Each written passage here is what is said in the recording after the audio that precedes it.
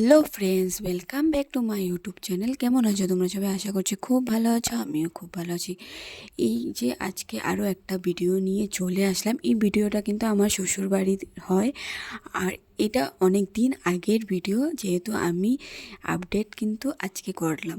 কেন কি আমি জানোই আমার ছোট বাচ্চা আছে, আমি পারি না, তাই করে একা হাতে সব কিছু সামলাতে হয়। তারপর কিন্তু ওই দিন আমার হাজব্যান্ডও এসেছিলো, যেহেতু আমি শ্বশুরবাড়িতে ছিলাম, ওখানেই ডাইরেক্ট চলে গেছিলো। তারপরে ওখানে গিয়ে স্নান টান করে বাজার করেছিল, তো মাছ টাছ এনেছিল। তো শাশুড়ি মা ওই মাছগুলো নিয়ে কাটাকাটি করছিল। আর এখানে আমি দেখো, আমরা যেহেতু এখানে শুয়েছিলাম, তো বিছনা টিছনা উঠিয়ে নিয়েছিলাম। তারপরে চাটা খেয়ে ফ্রেশ হয়ে সবজি কাটতে বসে গেছিলাম। তারপরে দেখো, রান্নাটা কিন্তু ওই দিন আমিই করেছিলাম। তো তোমরা তো আমার শ্বশুরবাড়ি প্রথমও দেখেছো, অনেকবারই দেখেছো ভিডিওতে। তো ওই দিন আমি 2-3 দিন থেকেছিলাম ওখানে। আর শ্বশুরবাড়ি গেলে জানো তো, আমি ওখানে বেশি কাজ টাজ করি না, তো ওরা দেন অবশ্য, কেন কি ছোটো বাচ্চা আছে, তাই আমাকে দেন, তো আমি নিজের থেকেই করিনি।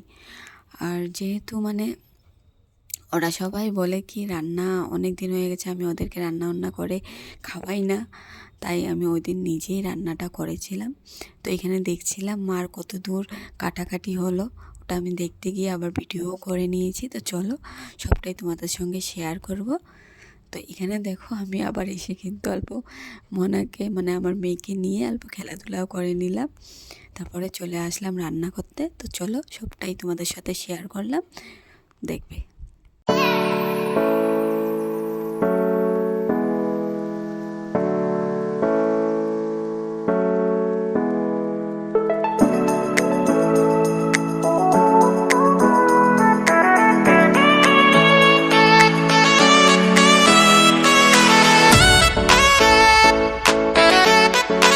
তো দেখো, এখানে আমার শ্বশুরমশাই কাঁচা লঙ্কা, ধনিয়া পাতা আর টমাটো নিয়ে চলে আসছিলো বাজার থেকে। তারপরে এই যে মাছগুলো দেখছো, এই মাছগুলোর নাম কিন্তু আমি অবশ্য জানি না, কিন্তু খেতে অনেকটাই টেস্ট। তো তোমরা কমেন্ট করে বলবে মাছগুলোর নাম। তারপরে দেখো, এখানে আমার যা বসে গেছিলো সবজি কাটতে আবার, কেন কি মাছের থেকে অল্প তেল বের হয়েছিল, যেহেতু তো তেলটা করব, তো ওটার জন্য বেগুন টেগুন কেটে দিচ্ছিল। তারপরে এখানে আমার ভাসুরের মেয়ে আমার মেয়েকে নিয়ে অল্প খেলা করছিল, তো ওকে আমি অল্প উকি মেরে দেখে নিলাম। তারপরে আবার কিচেনে চলে আসলাম, তো মাছের তেলটা আর মাছ তরকারিটা করে নিলাম।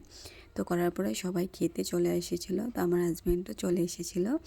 তো যেহেতু আমার হাজব্যান্ড আর শাশুড়ি মা আমার হাজব্যান্ড তো কাজে যাবে, আর শাশুড়ি মা যাবে আমার ছোট ননাসের ঘরে, তাই জলদি খেয়ে খাওয়া দাওয়া করে নিয়েছিল। তাড়াতাড়ি খেয়ে দিয়ে ওরা চলে গেছিলো। তারপরে আমার মেয়েকে তো ধরার জন্য একজন লোক চাই। তারপরে আমি আর আমার যা বসে গেছিলাম খাওয়া দাওয়া করার জন্য, আর এখানে আমার ভাসুর মেয়েকে নিয়ে বসেছিল।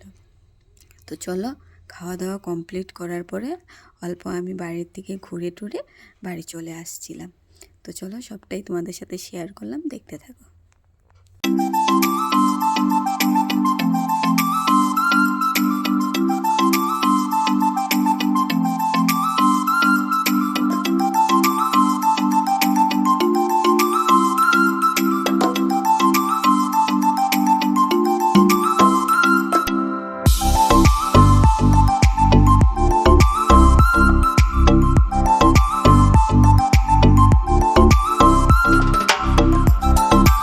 আজকের মধ্যে এখানেই শেষ করলাম, আবার নেক্সট ব্লগে দেখা হবে। Bye, good night, take care, সবাই ভালো থাকবে, হ্যাপি